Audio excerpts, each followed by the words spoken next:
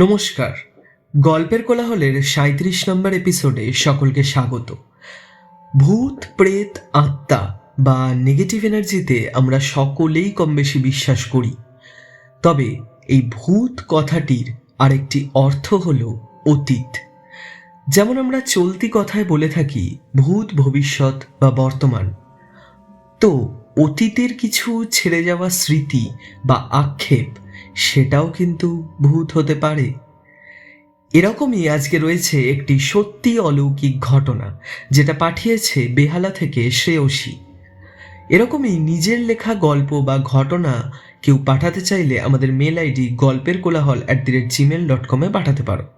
বাংলায় লিখে পাঠাতে পারো, অথবা যেমন আমরা ইংলিশ অ্যালফাবেটে বাংলায় লিখি সেরকমভাবেও পাঠাতে পারো। ঘটনা ভালো লাগলে একটু সাপোর্ট করো, লাইক কমেন্ট করে। আর নতুন সত্যি ঘটনা মিস না করতে চাইলে সাবস্ক্রাইব করে নিও। বেশি সময় নষ্ট না করে চলি আজকের ঘটনায়। আমি অয়ন আছি তোমাদের সাথে। শুরু করছি আজকের ঘটনা। আমার নাম শ্রেয়সী দাদা। আমি এই চ্যানেলের একজন নতুন শ্রোতা। 1 মাস হলো আমি তোমার চ্যানেলের গল্প শুনছি। বেশ ভালো লাগছে ঘটনাগুলো শুনতে। আর সবার ঘটনা শুনতে শুনতে আমার সাথে ঘটে যাওয়া এক ঘটনার কথা আমার খুব পাঠাতে ইচ্ছা হলো তোমাদের। যদি ভালো লাগে তাহলে তোমাদের চ্যানেলে এই ঘটনাটা শুনিও। আমাদের বাড়ি পুরুলিয়ায়, কিন্তু বাবার কাজের জন্য আমাদের বেহালায় চলে আসতে হয়। এখন বেহালার এক ফ্ল্যাটেই আমরা থাকি, কিন্তু আজ থেকে 8 বছর আগে যখন আমরা প্রথম বেহালাতে এসেছিলাম, তখন ফ্ল্যাট কেনার মতো ক্ষমতা আমাদের ছিল না। বাবার এক বন্ধুর থেকে একটা বাড়ির খোঁজ বাবা পেয়েছিল। বেহালার মতো জায়গায় সেই বাড়ির ভাড়া বেশ ভালোই কম ছিল। সবাই মিলে ভাড়া বাড়ির অ্যাড্রেস জেনে যখন সেখানে যাই, তখন আমি পুরো অবাক। ভাড়া যে কেন কম সেই বাড়ির দেখে আমরা বুঝতে পারলাম। বাড়ির গায়ে ইটের দেওয়াল, সেখানে অনেক আগাছা জমেছে, আর বাড়ির জানলাগুলো অনেক পুরনো। বাইরে থেকে দেখেই বাড়িটাকে কিরম একটা লাগছিল আমার। ভেতরে ঢুকে দেখলাম চারিদিকে ধুলো, জানলার রডগুলো আধ ভাঙা, দেওয়ালের সিমেন্টও চটে গেছে অনেক জায়গায়। কড়িবর্গার পাশে মোটা ঝুলের পরত জমে রয়েছে। দেখে মনেই হচ্ছিল যে বহুদিন ওই ঘরগুলো কেউ ব্যবহার করেনি। বাড়ির মালিককেও কোথাও দেখা যাচ্ছিল না। বাবা আমাদের বলে যে ভুল বাড়িতে চলে এসেছে মনে হয়। ঠিক সেই সময় পেছন থেকে একটা গলা ভেসে আসে। আরে কোথায় যাচ্ছেন? বাবা দেখে একজন বেশ বয়স্ক ভদ্রলোক দাঁড়িয়ে আছে। গায়ের রং ফর্সা, চোখে তার মোটা ফ্রেমের চশমা, মুখে পাকা দাড়ি, চুলেও বেশ ভালোই পাক ধরেছে, মুখে একটা হালকা মৃদু হাসি। বাবা তখন বলে, সারা বাড়ি তো ফাঁকা দেখে আমরা ভুল বাড়িতে এসেছি ভাবছিলাম, তাই চলে যাচ্ছিলাম আমরা। লোকটি আমাদের থামিয়ে দিয়ে বলল, না না, একদম ঠিক বাড়িতেই এসেছেন। এটাই আমার বাড়ি, আমিই বাড়ির মালিক। বাড়িটা বহুদিনের পুরনো তা দেখেই বোঝা যাচ্ছিল, আর এও বোঝা যাচ্ছিল যে সেই বাড়িতে কোনো লোক হয়তো থাকে না, কারণ চারপাশটা ভালোই ফাঁকা ছিল। বাবা দেখলো যে কম টাকায় একটা থাকার জায়গা যখন পাওয়া গেছে, কোনো রকমে এখন থাকা শুরু করুক, পরে না হয় অন্য কোনো ব্যবস্থা করা যাবে। একটা ঘরে আমাদের থাকার ব্যবস্থা হলো। ঘরটায় আসবাবপত্র সবই ছিল, লাইটও ছিল, কিন্তু ছিল না শুধু পাখা। তখন মার্চ মাস, গরম আস্তে আস্তে পড়া শুরু হয়ে গেছে, পাখা তো লাগবেই।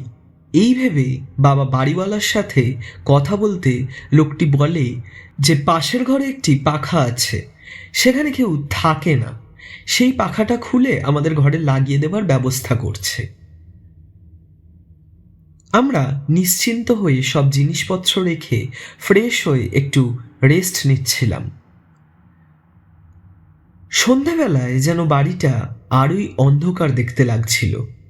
আমি একদমই এই ধরনের পরিবেশে থাকতে অভ্যস্ত নই। আমার ভালো লাগছিল না। আমি ঘর থেকে বাইরে বেরিয়ে একটু চারিপাশটা ঘুরে ঘুরে দেখছিলাম। ভাবছিলাম কোথায় আমাদের বাড়ি, কত বড় জায়গা জুড়ে, আর কত বড় বড় ঘর। আমার আলাদা ঘরও ছিল, সেখানেই আমি থাকি, আর এখানে একটা ঘরে 3 জন মিলে এখন আছি। কিন্তু কিছু করার ছিল না। এইসব ভাবতে ভাবতে দেখলাম বাড়ির পাশে আগাছা আর ঝোপঝাড়ে ভর্তি জায়গাটার পাশে একটা বসার জায়গা। ভাবলাম সেখানে গিয়ে একটু নিজের মতো বসে ফোন ঘাঁটব। হেডফোনটাও সঙ্গে রেখেছিলাম, যদি ইচ্ছে হয় গান শুনবো বলে। এই ভেবে ওখানে গিয়ে বসলাম। কিছুক্ষণ বাদে আমার পাশে আমি দেখলাম একজন মাঝবয়সী লোক এসে বসল।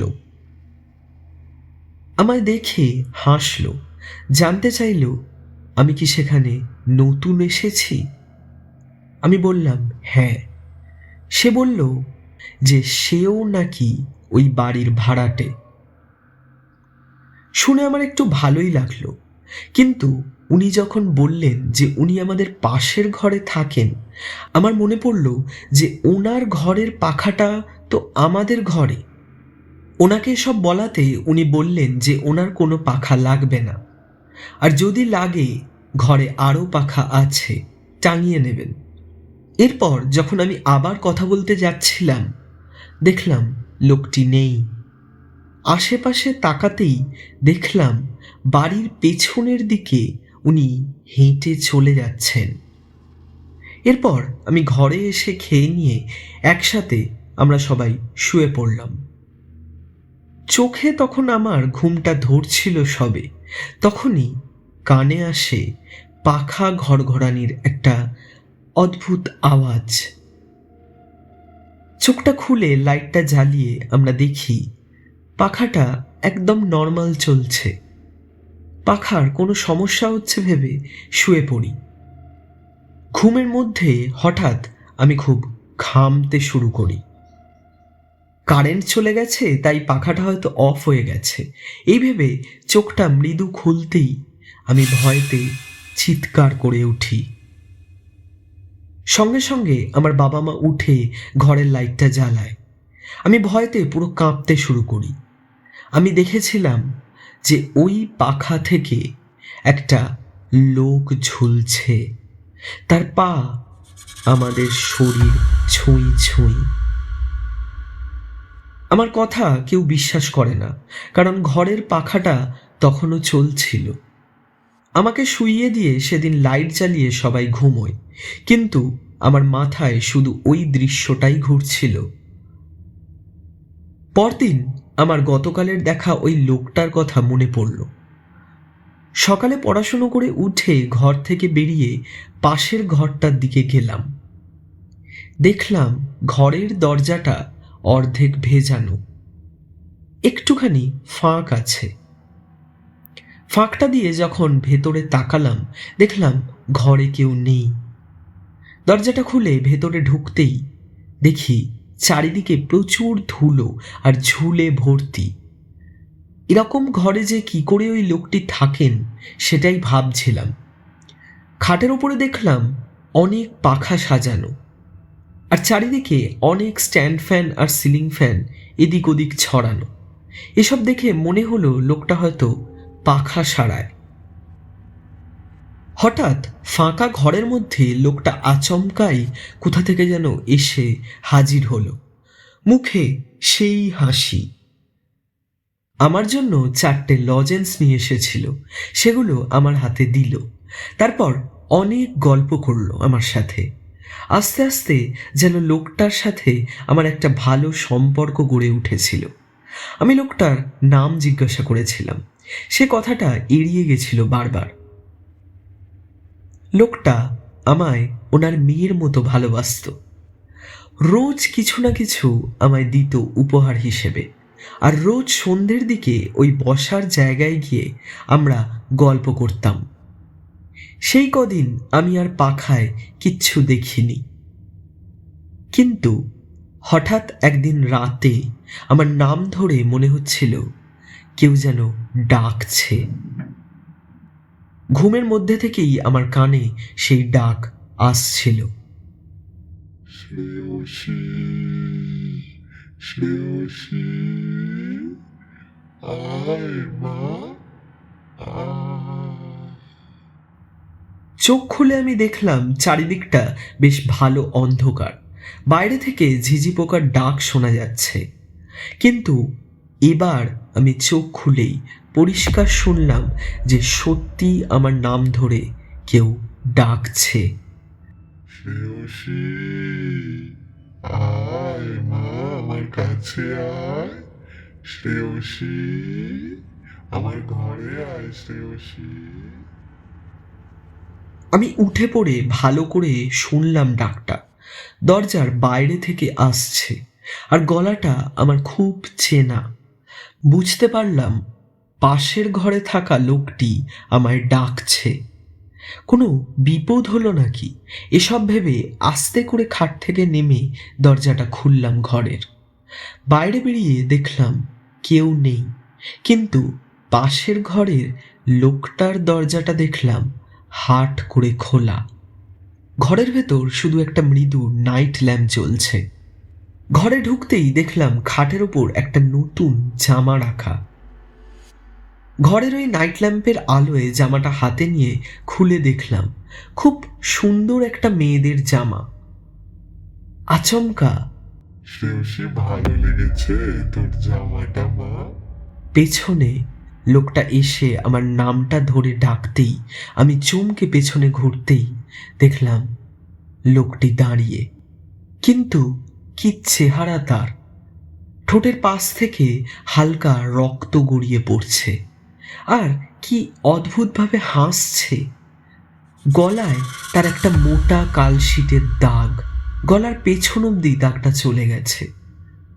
আমার খুবই অস্বস্তি হচ্ছিল ওরকম লোকটিকে দেখে।